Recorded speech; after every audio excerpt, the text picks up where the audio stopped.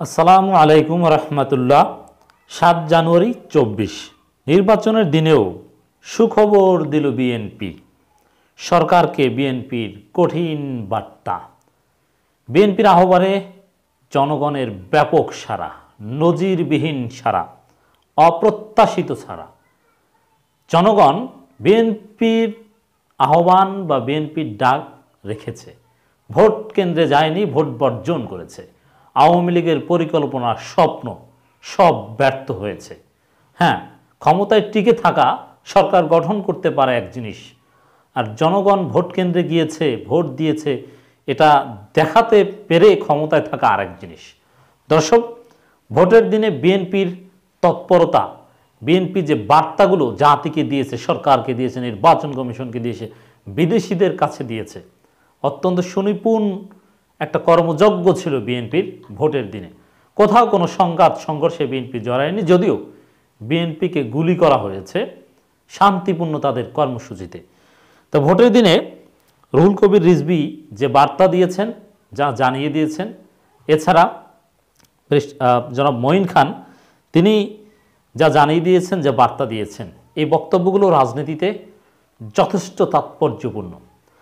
আগামী দিনের রাজনীতি বিএনপি কোন গতিতে এগোবে, এর মানে ভোটের পরও আন্দোলন চলবে, এক দফা থেকে বিএনপি এক চুলও নড়বে না, অনড় অবস্থানে থাকবে, সেই কঠিন বার্তাটা কিন্তু সরকারকে আবার পুনরায় স্মরণ করিয়ে দিয়েছে বিএনপি।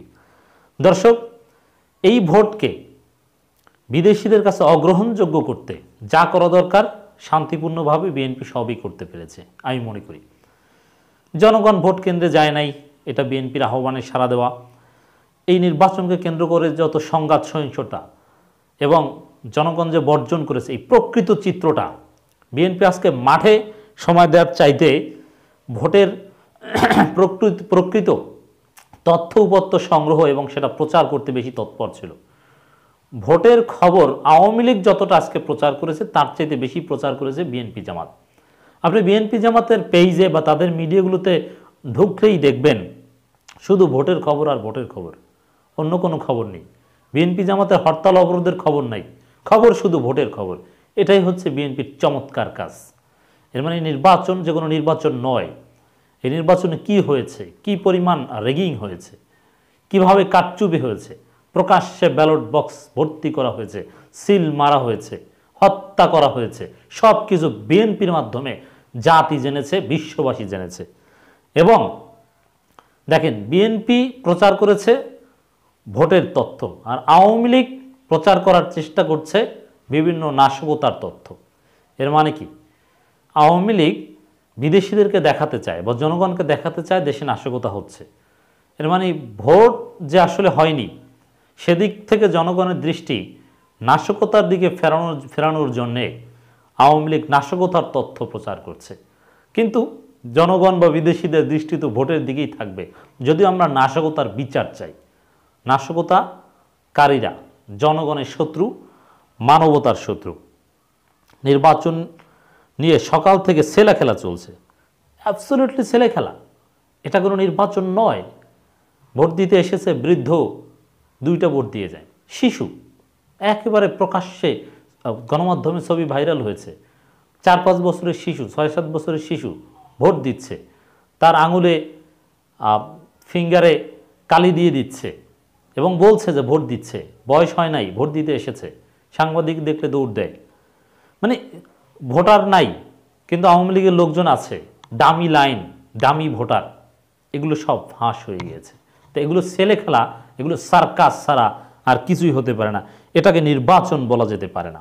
এটা Ruhul Kabir Rizvi, BNP perfectly address করতে পেরেছেন এই নির্বাচনের দিনেই। বিএনপির সিনিয়র যুগ্ম মহাসচিব রুহুল কবির রিজভী বলেছেন, নির্বাচন নিয়ে সকাল থেকে ছেলে খেলা করেছে সরকার, জনগণের নির্বাচন বর্জন করেছে। That's right. আজ রোববার বিকেলে এক ভার্চুয়াল সংবাদ সম্মেলনে রিজভী বলেন, আজ যে নির্বাচন হচ্ছে সেটা আদ্যপন্ত একটি ইয়ার্কি ঠাট্টা নির্বাচন। একজন বৃদ্ধকে যদি শখ পূরণের জন্য 2টা ভোট দিতে দেওয়া হয়, অথবা বাচ্চাকে যদি, একটা ডেইলি স্টারে দেখলাম যে বাবা ছেলে 2জনেরই ভোট দিয়ে দিয়েছে, বাবা ছেলে 2জনের, মানে বাপ দাদা 2জনের ভোট দিয়ে দিয়েছে ছেলে। সাংবাদিকরা জিজ্ঞেস করলে বলে যে শখ করে ভোট দিয়েছে। এর মানে এটা ছেলে খেলা না, তাহলে কি?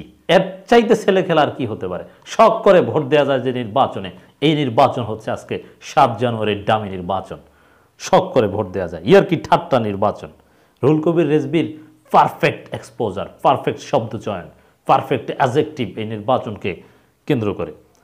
একতরফা একচেটিয়া নির্বাচনের সেট আপ তারা আগেই করেছে, কিন্তু তাদের ভিতরে ভিতরে উদ্বেগ উকি দিচ্ছে। বিএনপির এই সিনিয়র নেতা বলেন, আমরা আজ আনন্দিত যে আমাদের নেতাকর্মীরা বন্দী করে নির্যাতন করার পরও আমরা সত্য উচ্চারণে দ্বিধা করি না। আমরা মানুষের কাছে নির্বাচন বর্জন করতে বলেছি এবং জনগণ বর্জন করেছে। তিনি বলেন, মানুষ অভূতপূর্ব আমাদের পক্ষে রায় দিয়েছে। ইতিহাস আজ সাক্ষী হয়ে থাকলো এত কিছুর পরও 1 থেকে 1.5% বেশি ভোটাররা তাদের ভোট কেন্দ্রে নিয়ে যেতে পারেনি। না, এত কম সেটা 5% হতে পারে, এটা আমাদের ধারণা। তো ওইটাকেই সরকার 30, 40, 50 অনেক কিছু দেখাবে আমরা জানি। এমনকি ভোটের টার্ন আউট রেট এত হয়েছে, অমুক তমুক, সন্তোষজনক। আওয়ামী লীগ তো বলেছে অলরেডি সন্তোষজনক। তো সন্তোষজনক রেট যে কী হবে ওটা তো জনগণ জানে কিভাবে। এবং মিডিয়াগুলোও যদি সন্তোষজনক রেট প্রচার করে, এতেও অবাক হওয়ার কিছু থাকবে না, একথাও কিন্তু বলেছেন বিশেষজ্ঞরা। অতএব সেই আয়োজন কিন্তু চলছে। দর্শক, সিজি হাবিবুল আউয়ালের বক্তব্য উল্লেখ করে রিজভী বলেন, তিনি কিছুক্ষণ আগে বলেছেন 17-18% ভোট গ্রহণ হয়েছে। উনি কিভাবে বললেন এই কথা? তিনি কিন্তু বলেছেন যে বিভিন্ন কেন্দ্রে স্বতন্ত্র প্রার্থী এজেন্টদের ঢুকতে দেওয়া হচ্ছে না। মানে এগুলো সব সাজানো, প্রি প্ল্যান মনে হচ্ছে, কত পার্সেন্ট কি ভোট পড়েছে ইত্যাদি ইত্যাদি আমরা সেরকমই দেখতে পাচ্ছি। দর্শক, বিভিন্ন জায়গায় স্বতন্ত্র প্রার্থী সরকারের সব সুযোগ সুবিধা পেয়েছে। সরকার যেমন নৌকার প্রার্থীদের বিজয়ী করার চেষ্টা করছে, তেমনি অনেক জায়গায় স্বতন্ত্র প্রার্থীকেও তারা বিজয়ী করার চেষ্টা করছে। যাক, এগুলো মানে ইচ্ছা মতো আরও অনেক তথ্যপত্র তুলে ধরেছেন, ইচ্ছা মতো ফলাফল তৈরি করার জন্য যা করা দরকার সেটাই করেছে। আমাদের আহ্বান শুধু নির্বাচন বর্জনের, অন্য যে কোনো কিছুর দায় সরকারের। বিএনপি এই কথাটাও সাফ জানিয়ে দিয়েছে। এটা হচ্ছে বিএনপির সবচেয়ে স্মার্ট কথা।